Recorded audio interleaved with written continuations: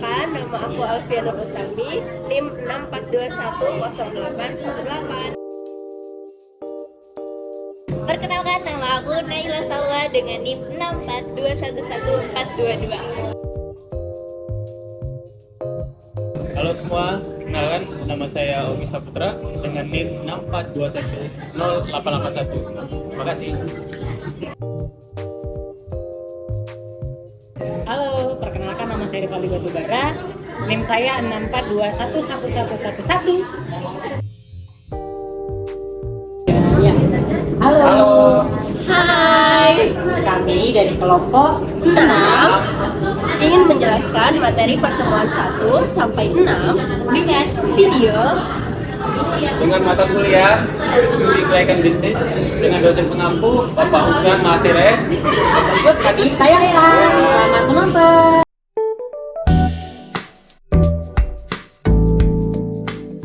Studi Kelayakan Bisnis adalah penelitian yang melibatkan aspek hukum, sosial, ekonomi, budaya, pasar, manajemen, dan keuangan untuk menentukan keberlanjutan suatu proyek atau bisnis.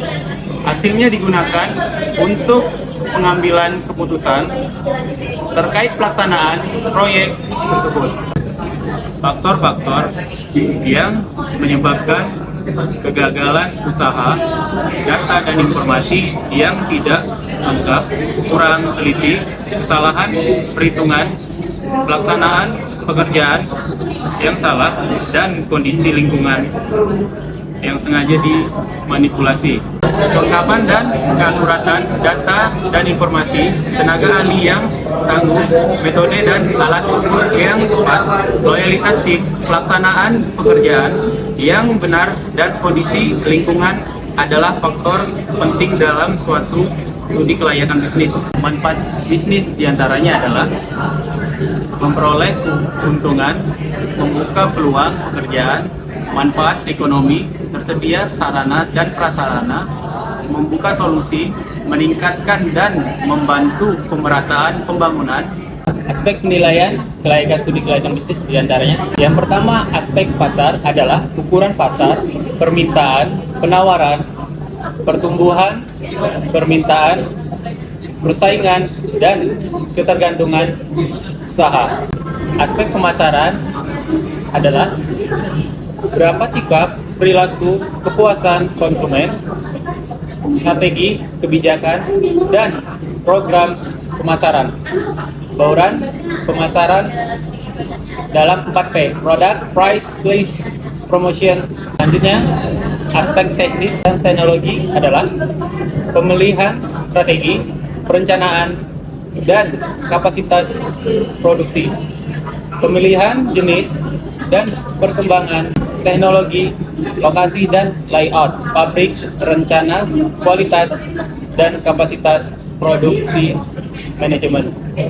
Persediaan SDM diantaranya ialah perencanaan sumber daya manusia, analisis pekerjaan, produktivitas, pelatihan dan pengembangan, prestasi kerja, keahlian yang disyaratkan, pola gaji atau upah atau kompensasi, perencanaan karir, keselamatan dan kesehatan kerja. Pemberhentian. Aspek manajemen diantaranya ada 4, yaitu badan usaha rencana kerja, struktur organisasi, koordinasi, implementasi, dan controlling. Selanjutnya ada aspek keuangan, diantaranya jumlah dana yang dibutuhkan, struktur pembiayaan atau sumber pemilihan investasi, IRR, NPV, payback period versus interest rate. Aspek persaingan dan lingkungan eksternal lainnya, yuridis, formal, sistem birokrasi, politik, situasi perekonomian, sistem nilai lingkungan hidup, perkembangan teknologi, situasi persaingan bisnis. Penemuan ide bisnis diantaranya, penemuan ide bisnis harus dipilih berdasarkan minat, keterlibatan dalam aspek teknisi, dan keyakinan potensi laba proyek. Setelah memilih ide proyek, tahap penelitian dilakukan dengan metode ilmiah yang meliputi pengumpulan data, pengolahan data, analisis, interpretasi, kesimpulan, dan pembuatan laporan hasil. Tahap evaluasi, tahap yang melibatkan perbandingan dengan standar atau kriteria kuantitatif atau kualitatif. Ada 3 jenis evaluasi, diantaranya proyek yang akan didirikan, lalu proyek akan dibangun, serta bisnis yang sudah dioperasionalkan.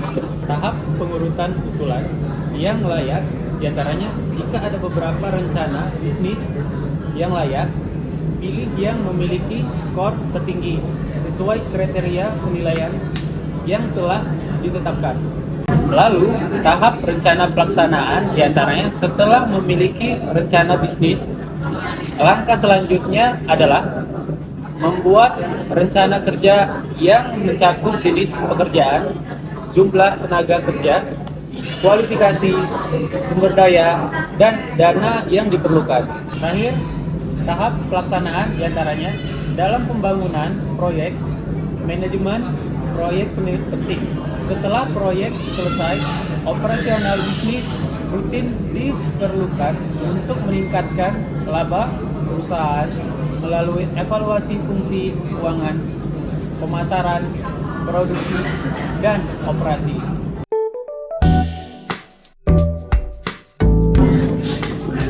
Sebelum kita membahas materi yang lebih dalam, perlu diketahui bahwa kajian aspek pasar dan pemasaran memeriksa masa lalu dan sekarang. Sementara tujuan pemasaran adalah mengendalikan pasar di masa depan. Aspek pasar dan pemasaran adalah kunci dalam studi kelayakan bisnis karena mempengaruhi kesuksesan usaha yang akan dikembangkan. Mengkaji pasar melibatkan penentuan produk dan jumlah yang diminta oleh konsumen. Sementara mengkaji pemasaran berfokus pada cara produk sampai ke tangan konsumen. Pasar adalah tempat bertemunya penjual dan pembeli untuk membentuk harga, terdiri dari orang-orang dengan keinginan, daya beli, dan perilaku pembelian. Pemasaran adalah proses memenuhi kebutuhan melalui pertukaran produk bernilai antara individu atau kelompok. Tujuannya adalah memaksimalkan keuntungan melalui strategi penjualan. Dilihat dari sisi produsen atau dari banyaknya penjual, pasar persaingan sempurna, pasar persaingan monopolistik, pasar monopoli, pasar oligolistik, dan dilihat dari sisi konsumen atau dari pembeli, pasar konsumen, pasar industri, pasar penjual kembali atau reseller. Pasar pemerintahan, alat-alat bantu analisis yang digunakan dalam aspek pasar. Analisis life square untuk proyeksi permintaan dan penawaran produk. Analisis SWOT dalam manajemen strategi. Riset pemasaran untuk mengukur minat konsumen terhadap produk. Berikut data-data yang diperlukan.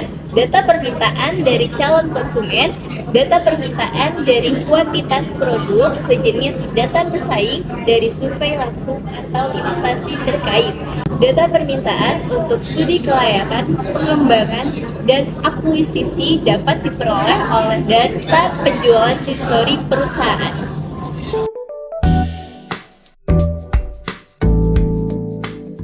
Aspek teknik dan teknologi dalam studi kelayakan bisnis. Tujuan studi kelayakan bisnis, teknik dan teknologi adalah memastikan rencana bisnis dapat dilaksanakan dengan baik secara teknis dan teknologi. Manajemen operasional melibatkan perencanaan, organisasi, koordinasi, pengarahan, dan pengawasan operasi perusahaan untuk mengubah masukan menjadi keluaran yang bermanfaat. Produk dan jasa merupakan fokus manajemen perusahaan untuk pengambilan keputusan terkait produksi dan operasional dengan mempertimbangkan aspek teknik dan teknologi dalam studi kelayakan bisnis. Setelah penyaringan ide produk, tahapan berikutnya adalah menentukan prioritas produk yang akan diproduksi melalui serangkaian tahapan pekerjaan, yaitu menentukan ide produk dan seleksi, membuat desain produk awal, membuat prototipe, dan pengujian implementasi. Berikut adalah contoh teknologi yang dipilih yang sering menjadi pertimbangan dalam sebuah perusahaan, yaitu teknologi perusahaan, pemilihan teknologi dalam produksi barang atau jasa harus dipertimbangkan dengan jelas, termasuk derajat, mekanisme, dan manfaat ekonomi yang diinginkan. Kemajuan teknologi harus menghasilkan efisiensi dan produktivitas tinggi, namun perlu memperhatikan kelemahan dalam perkembangannya. Pemilihan mesin dan peralatan, pemilihan teknologi pada proses produksi berarti memilih proses untuk menghasilkan produk atau pelayanan, termasuk jenis teknologi dan segala sesuatu yang berkaitan dengan hal tersebut. 3. Aspek kualitas dari teknologi. Kualitas produk ditentukan oleh karakteristik produk yang memenuhi ekspektasi konsumen. Dengan pendekatan manajemen 3 pilar: perencanaan, perbaikan, dan pengendalian mutu. Ketersediaan bahan baku dilihat dari jumlah, kualitas, waktu ketersediaan, biaya, pola pengadaan, sistem penggunaan, sifat bahan baku, panem melimpah, harga, mutu, dan penanganan rendah mudah rusak, kadar air tinggi, mudah teroksidasi karena fisik, kimia, mikrobiologi. Alat analisis yang digunakan: pertama, jenis ini untuk melakukan studi kelayakan bisnis atau SKB perlu merancang jenis data, sumber data, dan cara pengumpulan data sesuai dengan tujuan investasi yang ditetapkan. Kedua, jenis data yang dalam SKB ini dibagi menjadi kuantitatif atau angka seperti jumlah produksi, anggaran, dan kualitatif pernyataan seperti sejarah perusahaan. Sumber data untuk SKB berasal dari data primer diperoleh saat survei, dan data sekunder tidak diperoleh secara langsung. Cara memperoleh data: untuk memperoleh data memerlukan waktu, dana, dan tenaga tergantung banyaknya data yang kita peroleh. Alat analisis data. Alat analisis data menggabungkan analisis kualitatif dan kuantitatif dengan teknik berbeda seperti adjustment berdasarkan pengalaman empiris untuk kualitatif dan model statistik seperti analisis regresi untuk kuantitatif.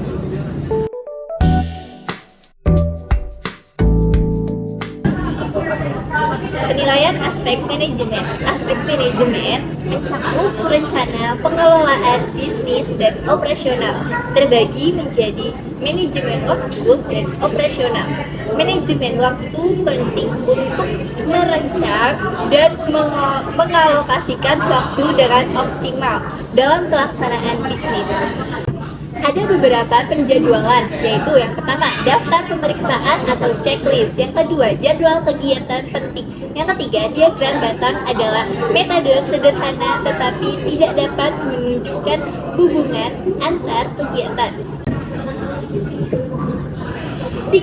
Linear Scheduling Method atau LSM adalah grafik yang menunjukkan hubungan antara waktu, lokasi, dan durasi. Urutan pekerjaan berguna untuk jadwal kegiatan yang berkelanjutan. Yang keempat, network planning adalah hubungan antar kegiatan dalam proyek yang menentukan lintasan kritis dan waktu penyelesaian proyek. Manajemen proyek melibatkan pengelolaan sumber daya untuk menyelesaikan proyek dari awal hingga selesai. Dapat diterapkan pada proyek apapun dan bertujuan mencapai tujuan proyek dengan batasan waktu dan dana. Fokus utama adalah keberhasilan dalam menyelesaikan proyek, termasuk menghitung resiko dan melibatkan berbagai komponen dalam perencanaan. Ada beberapa contoh yang terdapat dalam sebuah manajemen proyek. Berikut contoh dan penjelasan. Manajemen proyek yang pertama, manajemen konstruksi melibatkan perencanaan, pelaksanaan, dan pengendalian proyek untuk mencapai hasil yang diinginkan. Yang kedua, proyek penelitian produksi manufaktur berkaitan dengan penelitian dan pengembangan produk. Yang ketiga, proyek produksi manufaktur bertujuan untuk memproduksi barang atau jasa untuk mencapai tujuan organisasi. Yang keempat, proyek pelayanan manajemen berfokus pada fasilitas non-fisik dan peningkatan produktivitas. Yang kelima, proyek padat modal memerlukan investasi besar seperti pembelian barang atau pembangunan fasilitas. Manajemen operasional ada pengelolaan menyeluruh pada tenaga kerja, barang, dan faktor produksi untuk menghasilkan produk dan jasa. Ini melibatkan perencanaan, pengorganisasian, dan pengorganisasian dan pengendalian kegiatan terkait. Manajemen operasional menerapkan ilmu manajemen untuk menjalankan kegiatan produksi secara efektif dan efisien demi mencapai tujuan perusahaan. Tujuan manajemen operasional mengatur penggunaan sumber daya agar produksi efektif dan efisien. Tujuannya meningkatkan efisiensi, produktivitas, kualitas, dan mengurangi biaya dan waktu proses produksi. Ciri manajemen operasional adalah memproduksi barang dan jasa, memiliki proses transformasi dengan mekanisme pengendali operasional.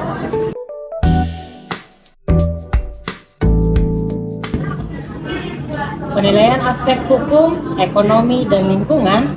Aspek hukum terdiri dari 1. Legalitas, 2. Bentuk badan hukum perusahaan, 3. Rencana anggaran dasar perusahaan, 4. Departemen atau lembaga atau instansi terkait dengan pihak perusahaan.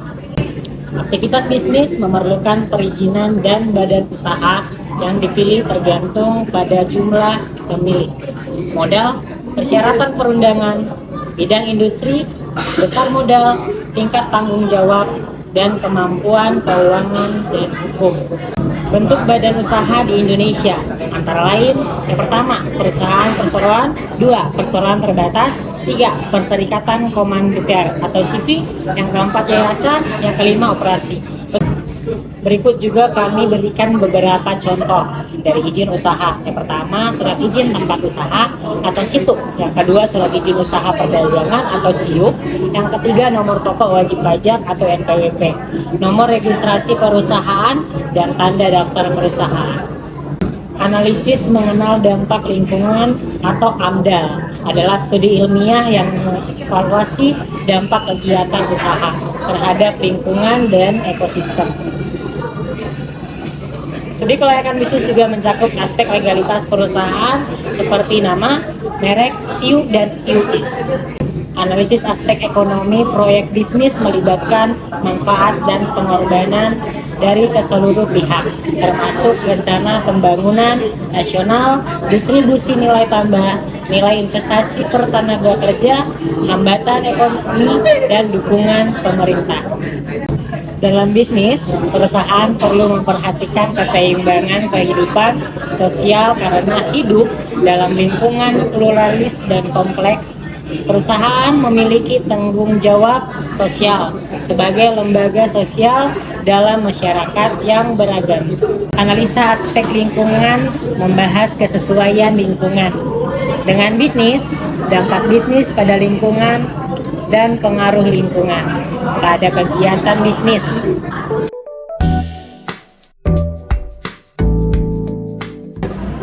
Aspek keuangan digunakan untuk menilai keuangan perusahaan dan layak tidak layaknya rencana bisnis. Aspek keuangan meliputi sumber dana, biaya investasi, estimasi pendapatan, dan biaya proyeksi neraca, laba atau rugi, kriteria investasi, dan rasio keuangan. Sumber-sumber dana yang pertama dari modal asing, yaitu pinjaman bisa diperoleh dari berbagai sumber seperti bank, lembaga keuangan, perusahaan non-bank. Yang kedua ada modal sendiri, yaitu setoran dari pemegang saham, dari cadangan laba, dari laba yang belum dibagi.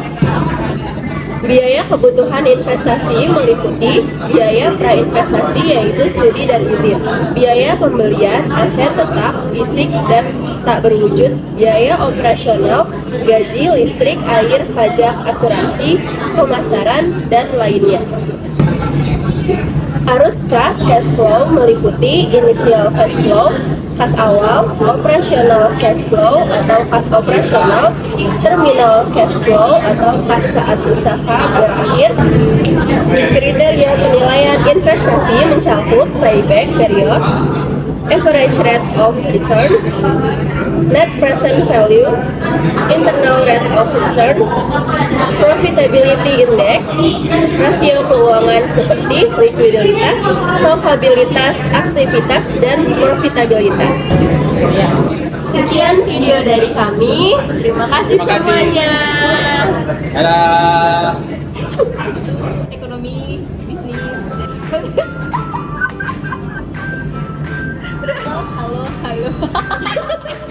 Kok halo sih bang? Kelayakan bisnis. Suaranya besar nih. Tujuan seluruh. Tahan. Untuk kayak ini ya. Dari candaan lontong, candaan. Kamu dari kelompok mana? Ingin memberikan. Iya satu aja deh. Terima kasih semua. Oh ya terima kasih.